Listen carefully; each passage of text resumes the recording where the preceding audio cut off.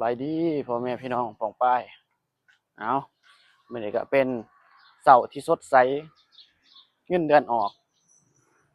ไปกดเงินก่อนเนาะมานี่ ATM ไปกดเงินอยู่ไกลๆบ้าน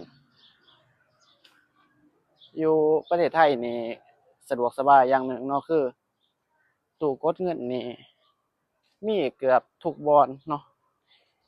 มีแบบมีหลายแหละตู้กดเงินนี่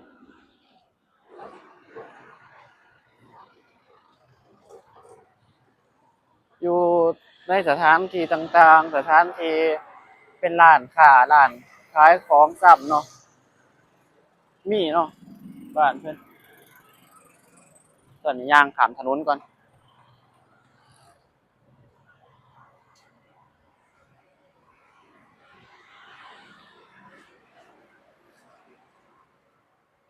สะดวกนี่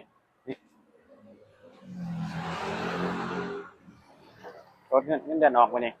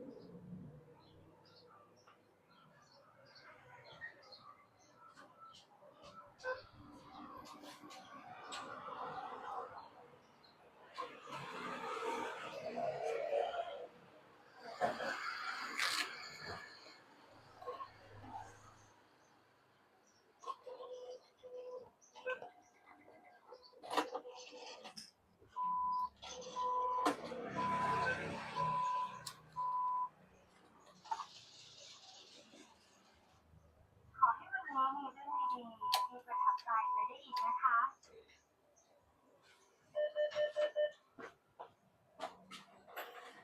กดดอกหนึ่ง25,000เนาะมากดรอบที่2แล้วบัดนี้เงินมีอยู่33,000รอบหนึ่ง35,000ยังเหลือ8,000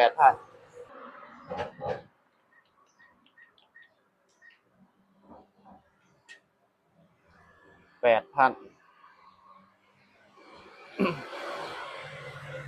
เอาถอน5,000เอาให้มันเหลือในบัญชีนำจักหน่อยหนึ่งเนาะจัก3,000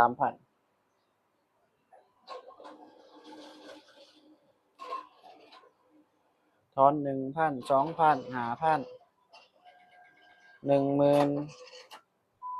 25,000เนาะเขามีรายการให้เลือก5,000โอเคไม่ต้องการนี่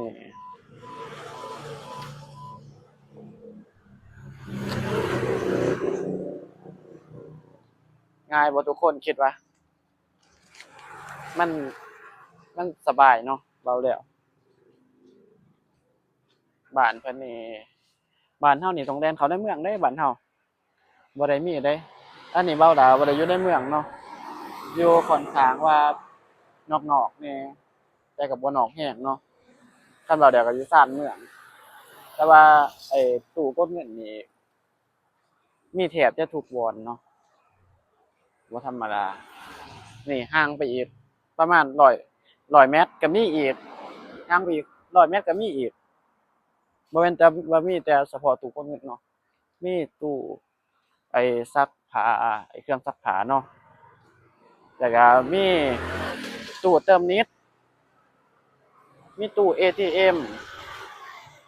แล้วก็ร้านค้าทุกอย่างก็มีแบบบ่ได้ห่างเนาะบ่ได้ห่างบ่ได้ไกลเนาะย่างไป100เมตรก็เห็นเป็นเซเว่นเห็นเป็น CJ เห็นเป็นท็อปมินิมาร์ทหยังโลตัสมื้อนี้ก็สิขอลาทุกคนไปก่อนเนาะ คลิปหน้าเจอกันใหม่เด้อ